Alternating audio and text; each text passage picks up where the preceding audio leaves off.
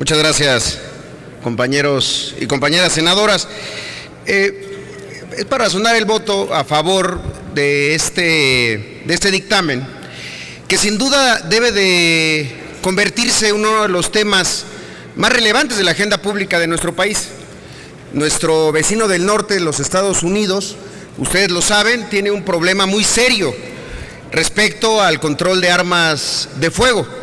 Un problema tan serio que ha generado que en los últimos 10 años haya habido más muertos en los Estados Unidos por tiroteos entre connacionales que por actos de terrorismo.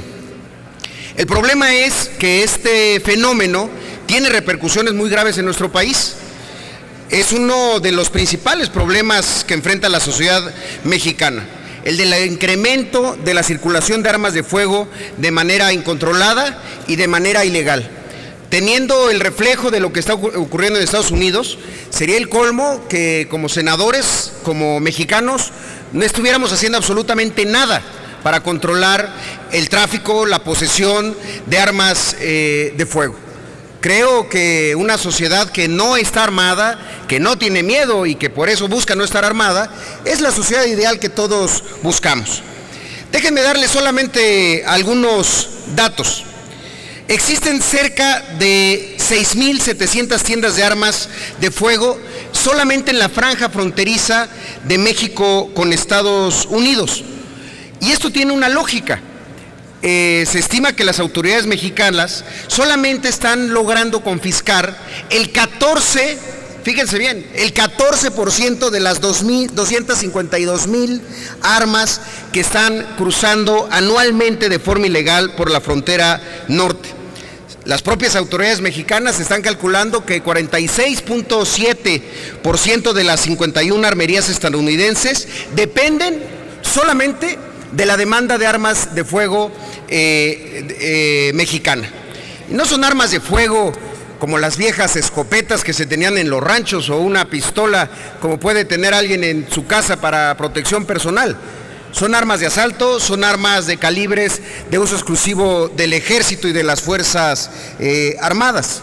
Esto nos lleva a un cálculo de aproximadamente 15 millones de armas ilegales en el país.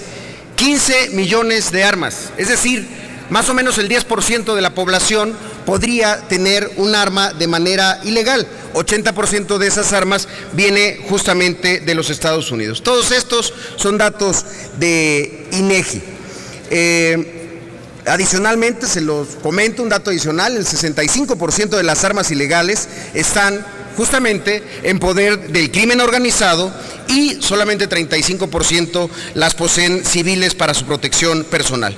Sin duda, lo que estamos hoy discutiendo y a punto de votar puede ser un avance, pero me parece que es una parte nada más, que es una norma que debe de quedar completa no solamente a la aportación de los cargadores o los famosos peines, cilindros, magazines o como se les quiera llamar, es decir, donde se ponen las balas dentro de una pistola, en el caso de los revólveres, de los cilindros donde van ahí alojadas. Creo que esto debería de ampliarse simplemente a la pura posesión de cualquier arma de manera ilegal, ya sea de uso exclusivo del ejército o incluso de otros calibres. Lo digo porque hace algunos meses presentamos dos iniciativas, una que reforma el párrafo segundo del artículo 19 de la Constitución en materia de armas de fuego y explosivos y otra por la que se reforman justamente el artículo 167 del Código Nacional de Procedimientos Penales y obviamente también pues el Código Federal de Procedimientos Penales.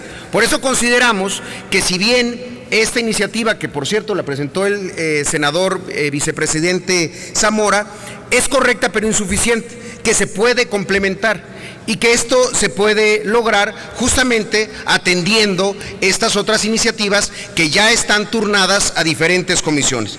Por eso, además de manifestar mi voto a favor, también vengo a hacer un exhorto tanto a las comisiones de puntos constitucionales, de Defensa Nacional, de Estudios Legislativos Segunda, donde está nuestra reforma a la Constitución, al artículo 19, como a las comisiones de Justicia y de Estudios Legislativos, para que apuremos este proceso y que la posesión posesión de un arma de uso exclusivo del ejército o la posesión de un arma ilegal, es decir, sin ningún tipo de permiso o de registro, sea considerado un delito grave que de manera oficiosa un juez pueda perseguirlo y de esa manera aquella persona en posesión de esta arma pase ese proceso pues en prisión. Es algo así de simple y de claro.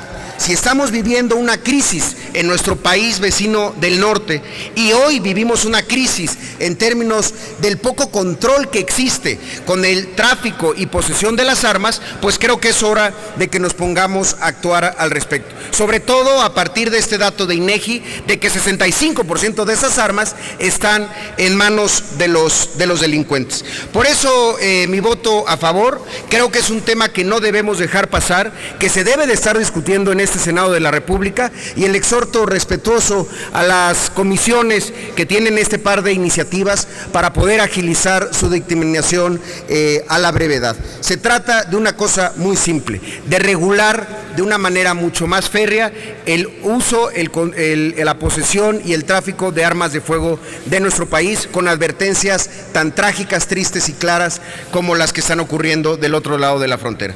Es cuanto, señor presidente. Muchas gracias. Muchas gracias, señor senador Robledo.